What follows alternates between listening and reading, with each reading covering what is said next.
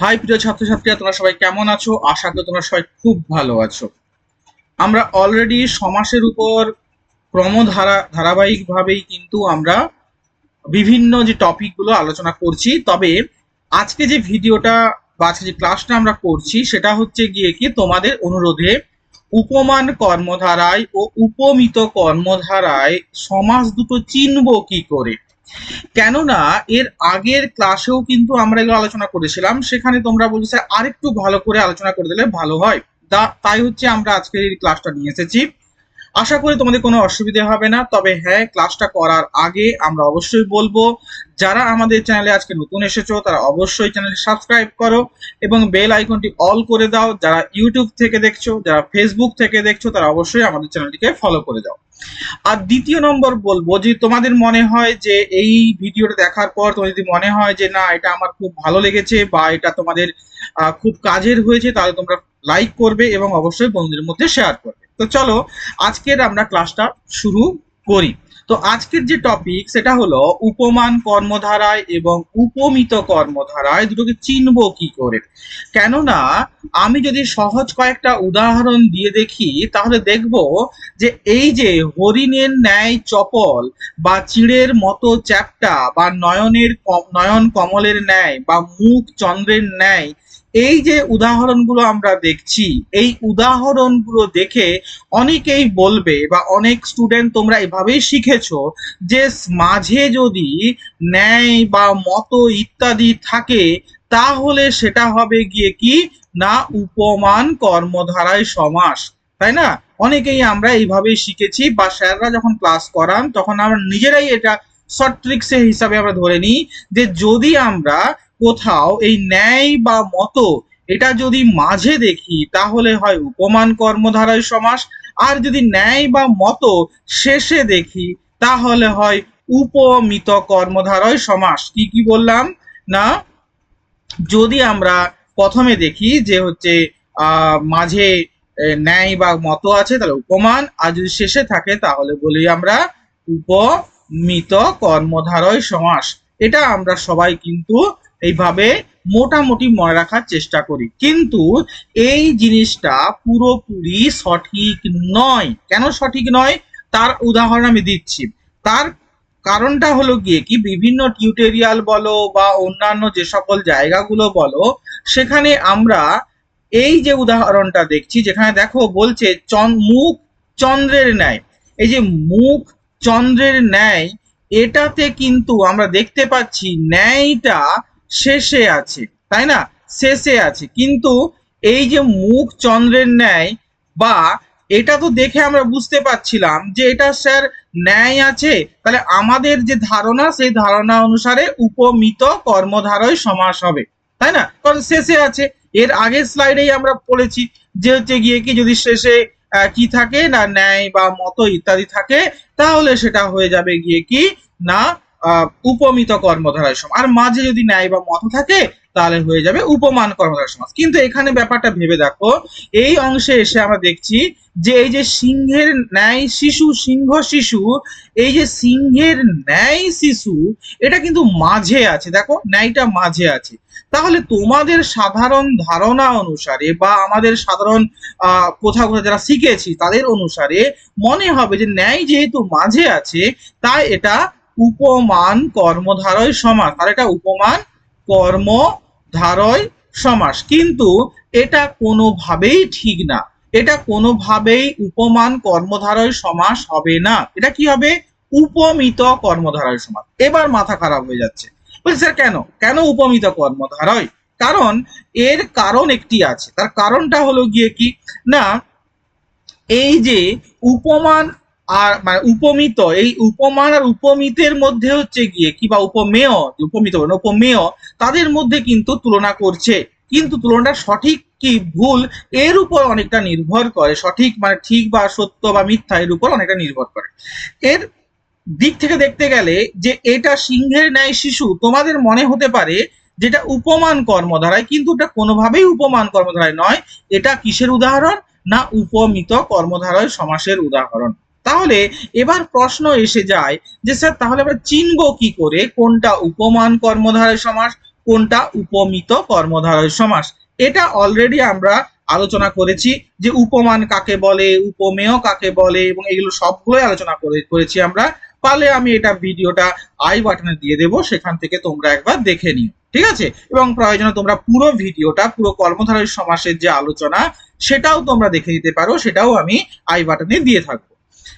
এই যে উপমান, উপমেয়, সাধারণ ধর্ম, প্রণবাচক শব্দ, এগুলো তো আমরা কর্মধারয় সমাস করতে গিয়ে শিখেছি।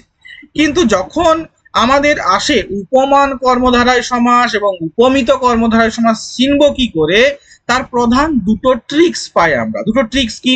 প্রথমত হলো যে উপমান কর্মধারয় সমাসে বিশেষণ থাকবে, উপমিত কর্মধারয় সমাসে বিশেষণ থাকবে না। তাহলে বিশেষণটা কি? বিশেষণটা হলো যে পদের দ্বারা বিশেষ্য ও সর্বনামের দোষ, গুণ, অবস্থা, রূপ, হ্যাঁ, চেহারা ইত্যাদি বোঝায়, তখন তাকে আমরা বলছি গিয়ে কি না বিশেষণ।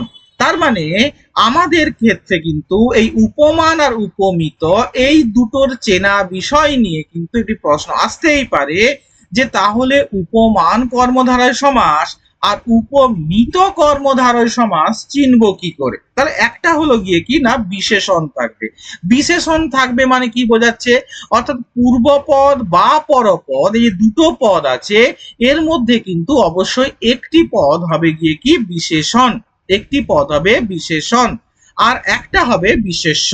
তো উপমানের ক্ষেত্রে এই বিশেষণ থাকবে, উপমিতর ক্ষেত্রে কিন্তু বিশেষণ থাকবে না। এটা একটা কয়েকটা উদাহরণ দিয়ে দেখে নিই, চলো। বলছে সিংহ শিশু, সিংহের ন্যায় শিশু, সিংহের ন্যায় শিশু। হরিণ চপল, হরিণ চপল, হরিণের মতো চপল। তুষার শীতল, তুষারের ন্যায় শীতল। ফুল ফুল ফুল বাড়ি হবে, হ্যাঁ ফুল বড়ি, ফুল বড়ি করলেও হবে, ব্যাস বাক্য করা যাবে। ফুল বড়ি, ফুলের ন্যায় বড়ি, ফুল বড়ি। এবার দেখো সিংহ ন্যায় শিশু, এখানে যদি আমি ব্যাস বাক্য করি একটা একটা করে, সিংহের ন্যায় শিশু, সিংহ শিশু, হরিণের ন্যায় চপল, তাহলে দেখো এইটা সিংহ, হ্যাঁ এটা কি একটি পশুর নাম, বিশেষ্য। এটা বোধহয় আমি গত ক্লাসেও আলোচনা করেছিলাম। হ্যাঁ শিশু, এটাও কিন্তু বিশেষ্য, একজন মানুষের একটি মানে কি বলবো শাবক বা বাচ্চার তার একটি পর্যায় অংশকে বলছি শিশু, মানুষের একটি পর্যায়কে। আর হরিণ, হরিণ একটি বিশেষ্য, কিন্তু চপল, চপলতা বা চঞ্চলতা তার একটা গুণ, চপলতা বা চঞ্চলতা তার হচ্ছে গুণ, মানে সেটা হচ্ছে বিশেষণ। তার মানে একটি হচ্ছে বিশেষ্য, আরেকটা হলো বিশেষণ। তুষার, তুষার হচ্ছে বিশেষ্য, তুষার বিশেষ্য, কিন্তু শীতল এটা একটা গুণ বোঝাচ্ছে, তাহলে এটা হচ্ছে বিশেষণ, এটা হলো বিশেষণ। আবার ফুল আর বড়ি দুটোই কিন্তু কি না বিশেষ্য। তাহলে দেখো আমরা কি বলেছিলাম না, যদি বিশেষ্য থাকে, দুটোই পদ যদি বিশেষ্য হয়, তার মধ্যে বিশেষণ না দেখি, তাহলে সেটা হবে গিয়ে কি উপমিত কর্মধারয় সমাস। তাহলে সিংহ শিশু হলো উপমিত কর্মধারয় সমাস, কর্মধারয় সমাস, ঠিক আছে। আবার এখানে দেখো দ্বিতীয়টা সিংহ শিশু, এখানে কিন্তু আবার কি আছে না, এখানে আমরা দেখতে পাচ্ছি না একটা বিশেষণ আছে, তার মানে এটা উপমান কর্মধারয় সমাস। আবার এখানে উভয় তুষার শীতল, এখানেও দেখতে পাচ্ছি, এখানেও কিন্তু কি হচ্ছে না আমরা দেখতে পাচ্ছি একটা বিশেষণ আছে, একটা বিশেষ্য আছে, তাহলে এটাও উপমান কর্মধারয় সমাস। কিন্তু যদি আমরা শেষের অংশ চলে আসি, এই যে ফুলবাড়ি, এখানে দেখবো উভয় পদই বিশেষ্য, তাহলে সেটা হবে গিয়ে কি না উপমিত কর্মধারয় সমাস, ঠিক আছে। এই যে বিষয়টা, এই জায়গায় এসে সমস্যা হচ্ছে। কেমন কেমন সমস্যা, নিচে উদাহরণটা দেখো। ফুলের ন্যায় বাড়ি, আমি বড়ি বলিনি, বাড়ি। দেখো এখানে অনেক জায়গাতে দেখতে পাচ্ছি যে এই বিশেষ্য আর বিশেষণ সঠিকভাবে আমরা ব্যাখ্যা করতে পারছি না। কোথাও ওই যে ফুলের ন্যায় বাড়ি, হ্যাঁ এই বাড়িটা স্পেসিফিক ভাবে নির্দিষ্ট কোনো বাড়ির কথা বলা হয়েছে, নাকি ফুলের ফুলের মতো বাড়ির কথা বলা হয়েছে, সেটা সঠিক বুঝতে পারছি না। একই রকম একটা উদাহরণ হতে পারে ফুল কুমারী, আমি এখানে লিখে দিচ্ছি ফুল কুমারী। এই যে ফুল কুমারী, এই ফুল এটা তো বিশেষ্য, আমি একটু কালারটা চেঞ্জ করে নিই তাতে তোমাদের বুঝতে সুবিধা হবে। ফুল এটা তো বিশেষ্য, তাই না? এটা হচ্ছে বিশেষ্য। কিন্তু কুমারী কি বিশেষ্য?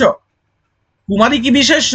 তোমরা বলবে হ্যাঁ স্যার বিশেষ্য, কারণ মানুষের একটি অবস্থার কথা বলেছে, মানুষের জীবনকালে একটি অবস্থার কথা বলেছে। কুমার অর্থাৎ যার বিয়ে হয়ে যায়নি এখনো যে ছেলের, তাকে কুমার বলছি। আর যার বিয়ে হয়ে গিয়েছে, যে মেয়ের বিয়ে হয়নি, তাকে আমরা কুমারী বলছি।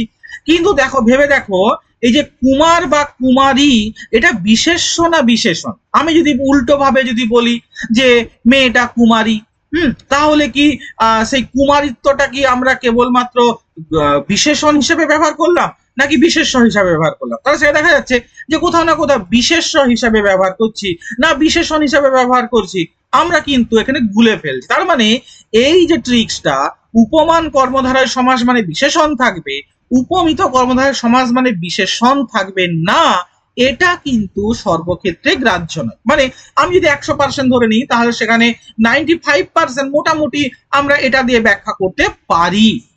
যখন এই ধরনের ফুলকুমারীর যে ব্যাপারটা এলো, এই ফুলকুমারীর মতো যে ব্যাপারটা এলো, সেখানে আমরা কিন্তু এই ধরনের তুলনা এখন করতে পারছি না, বুঝতে পারছি না এটা বিশেষ্য না বিশেষণ, এটা কাকে বোঝাচ্ছে। সেই জায়গায় এসে কিন্তু দ্বিতীয় ট্রিক্স একটা আসে। সেটা কি না, দ্বিতীয় ট্রিক্সটা হলো গিয়ে কি, উপমান কর্মধারায় সমাসে সত্যতা থাকবে আর উপমিত কর্মধারায় সমাসে মিথ্যাত্ব থাকবে। ঠিক আছে, আমি আগে না তোমাদের এই উদাহরণ একটা দিয়ে দেখি, যেটা ফুল কুমারী নিয়ে আলোচনা করছিলাম। কি ছিল? ফুল কুমারী। দেখো তো এবার এবার এটা দিয়ে ব্যাখ্যা করা যায়। আগে তো বিশেষ্য বিশেষণ দিয়ে আমরা ব্যাখ্যা করতে পারছিলাম না, কখনো সমস্যা হচ্ছিল এটা বিশেষ্য নাকি বিশেষণ। হ্যাঁ, কেউ বলছি যে এটা বিশেষণ একটা অবস্থা বোঝাচ্ছে, আবার কেউ বলছে এটা একটা মেয়েকে বোঝাচ্ছে, তাহলে সেটা বিশেষ্য বোঝাচ্ছে। তো এটা নিয়ে সমস্যা হচ্ছিল। এবার দেখো তো এই ট্রিক্সটাতে বুঝতে পারছি কিনা। দেখো, বোঝানো হচ্ছে উপমান কর্মধারায় সমাসে সত্য হবে আর উপমিত কর্মধারায় সমাসে মিথ্যা হবে। বলছে গিয়ে কি, ফুল কুমারী। কোন ফুল কি কুমারী হতে পারে? বা উল্টোটাও কি হতে পারে, কোন কুমারী কি ফুল হতে পারে? হতে পারে, তাই না? কোন কুমারী ফুল হতে পারে না, বা কোন ফুল কুমারী হতে পারে। তো দ্যাটস ওয়াই আমরা একটা জিনিস বলতে পারি যে এটা একটা মিথ্যা তুলনা বোঝানো হচ্ছে, তাই না? এর মধ্যে কোনো সত্যতা আমরা পাচ্ছি না। অর্থাৎ আমরা দুটো বিষয়কে আমরা তুলনা করব। একটা হচ্ছে গিয়ে কি না বিশেষ্য আর বিশেষণ দিয়ে, অর্থাৎ উপমান হচ্ছে গিয়ে কি বিশেষণ থাকবে, উপমিততে হচ্ছে বিশেষণ থাকবে না। সেখানে যখন সমস্যায় পড়বো, তখন আমরা দ্বিতীয় ট্রিক্সটাকে আমরা ফলো করব। একটা হলো গিয়ে কি না, উপমান কর্মধারায় সমাসে সত্যত্ব থাকবে আর উপমিত কর্মধারায় সমাসে কিন্তু সত্যতা থাকবে না। ক্লিয়ার? আশা করি এখানে বুঝতে অসুবিধা কারণেই। এবার কয়েকটা উদাহরণ দিয়ে দেখে নিই আদৌ আমাদের কথাটা সত্য আছে কিনা, ওই আগের যেগুলো দিয়েছিলাম। সিংহ শিশু, তার মানে কোন শিশু সিংহের মতো হতে পারে না, বা শিশু সিংহের মতো হতে পারে না, বা সিংহ সেও শিশুর মতো এতটাই মানে বনের পশু সে এমন হতে পারে না। তো সে তার মানে এখানে তুলনাটা কি আছে? মিথ্যা। আবার হরিণ চপল, একটা শিশু বা যে কোনো ব্যক্তি হরিণের মতো চপল হতেই পারে, চঞ্চল হতেই পারে, তাই না? তার মানে এটা হচ্ছে সত্য, বলে না তুই যা চঞ্চল হয়েছিস আর পারছি না, এই যে চঞ্চলতা, এটা হতে পারে। আবার তুষার শীতল, একটা তুষার একটা বরফখণ্ড সে কিন্তু শীতল হতেই পারে, তার মানে এখানে সত্য তুলনা বলছি। আর একটা কি না, ফুল বড়ি, কোনো বড়ি ফুলের মতো কিন্তু কখনোই হতে পারে না। ফুলের পাপড়ি যেমন নরম, সে কখনোই সেভাবে বড়িগুলো হতে পারে না। তার মানে বড়ি শক্ত, তাই আমরা এটা আমরা সংরক্ষণ রাখতে পারি। কেউ কখনোই আমরা বলতে পারবো না খুব নরম, চলো এটা রেখে দিই, এটা হতে পারে না। তো ফুল বড়ি হলো গিয়ে তুলনাটা, এটা হলো মিথ্যা। তো এই যে সত্যতা, এই যে মিথ্যাত্বতা, এইগুলোর উপরেও দাঁড়িয়ে আমরা করতে পারি তাহলে এটাও মিথ্যা, তার মানে এটা হবে উপমিত। সত্য তাহলে এটা হবে গিয়ে কি উপমান। একই রকম এটাও দ্বিতীয় নম্বর, এটা হবে উপমান আর শেষটা হবে উপমিত। আশা করি এবার বুঝতে পেরেছি যে কোথায় আমরা উপমান আর কোথায় আমরা উপমিত করব, দুটো ট্রিক্সের মাধ্যমে জানবো। প্রথম ট্রিক্সটা বিশেষ্য বিশেষণ ক্ষেত্রে, আমি কিন্তু বহু ক্লাসে তোমাদের এভাবে বলেছি যে উপমান বিশেষ্য এবং বিশেষণ দিয়ে সবসময় কিন্তু বোঝা যায় না, কিন্তু এই যে ট্রিক্সটা, শেষ ট্রিক্সটা, এটা দিয়ে কিন্তু তুমি সবসময় বুঝতে পারবে যে সত্য এবং মিথ্যা। সত্য তুলনা বোঝালে কি হবে না উপমান হবে, আর মিথ্যা বললে কিন্তু কি হবে উপমিত হবে। আশা করি বুঝতে পেরেছো। তো যদি ভিডিও ভালো লেগে থাকে লাইক করবে আর কমেন্ট করবে। যদি কোনো রকম কোনো টপিক তোমাদের জানতে মনে হয় যেটা করা দরকার আছে, আমি অবশ্যই জানাবো। তবে এর পরের দিন আমার কাছে আরেকটি প্রশ্ন এসেছে যে স্যার মানে মধ্যপথলোপী কর্মধারায় সমাস চেনার কি কোনো সহজ উপায় আছে? হ্যাঁ আছে, আমি সেটাও কিন্তু পরের ভিডিওতে করে দেব। ঠিক আছে, তো পারলে তোমরা লাইক করে রাখো ভিডিওটা এবং অবশ্যই চ্যানেলটাকে সাবস্ক্রাইব করো, বন্ধুদের মধ্যে শেয়ার করো, তাদেরও হেল্প হয়ে যায়। ঠিক আছে, চলো আজ এই পর্যন্ত। পরের দিন দেখা হবে কি নিয়ে? মধ্যপথলোপী কর্মধারয় সমাস চেনার সহজ উপায়গুলো নিয়ে। ঠিক আছে, চলো টাটা, বাই।